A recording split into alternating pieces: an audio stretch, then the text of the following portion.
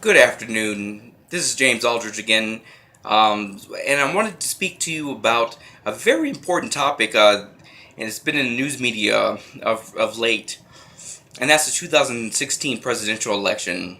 I know. How much have we talked about this election? Donald Trump versus Hillary Clinton. It's certainly dominated social media for months.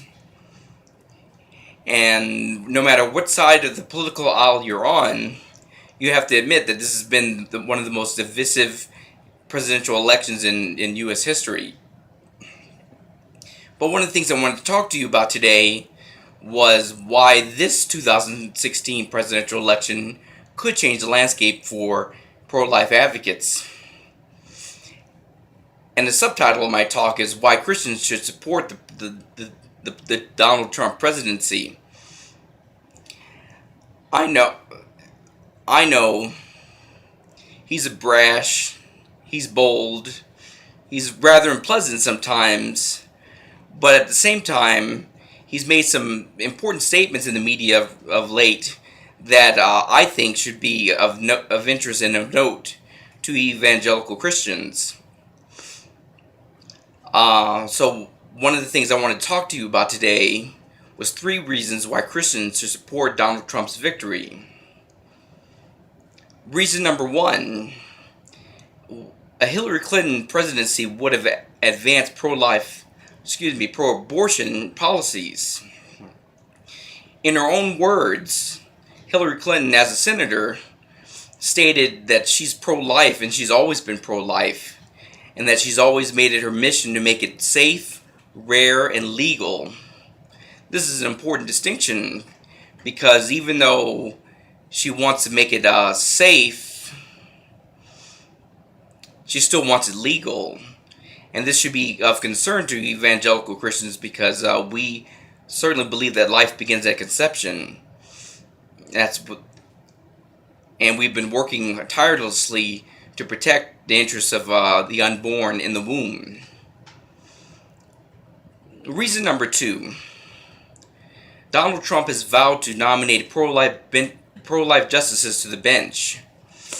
In this election, one of the things that has stood out is quotes by Donald Trump stating to the effect that he is pro-life and that this has been an ongoing issue for him. He didn't start off pro-life, he started off pro-choice. But over the years, he's developed a more pro-life stance as he's gotten to know people who have faced the difficult issues of whether to have an abortion. And this is important for evangelical Christians because there's a vacancy on the Supreme Court right now, and possibly 2 more in the coming years as 2 justices decide to retire. If a Republican-led House and Senate decide to back Trump and vote to install pro-life justices, this could tip the scale in favor of overturning Roe v. Wade. And of course, we all know as Christians that this was a landmark case that legalized abortion in 1973.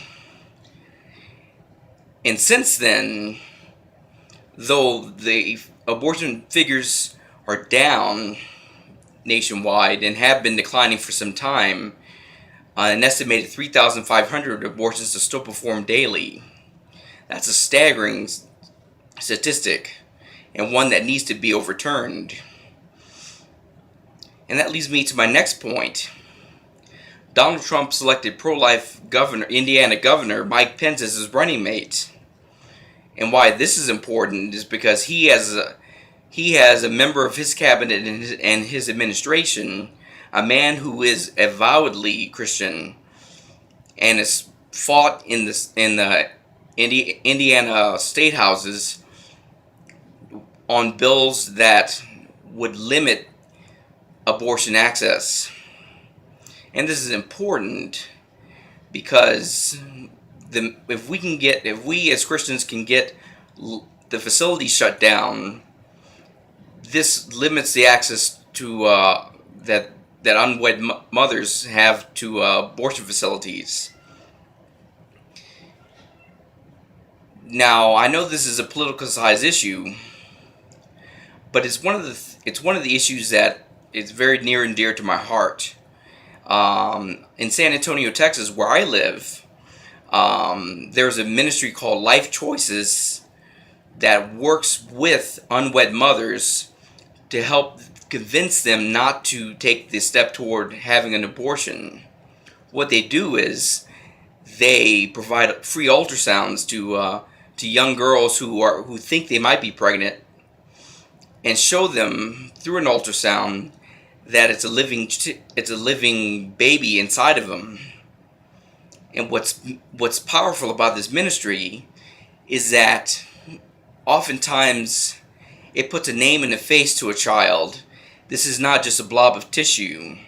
This is a living, breathing organism inside of a mother. This is her child.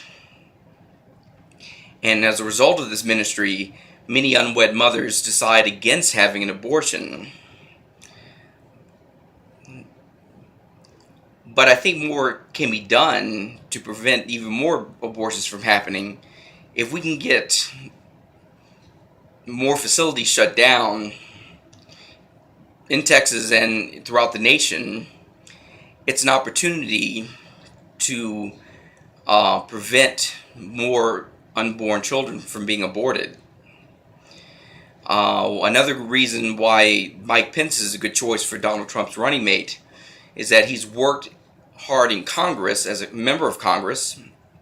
He served in Congress before he was Indiana's as governor, and he worked to defund the Planned Parenthood.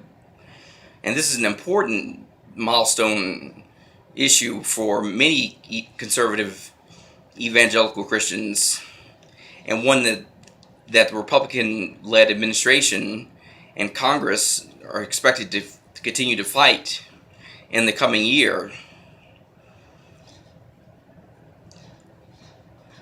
I urge all Christians to rethink their position on Donald Trump.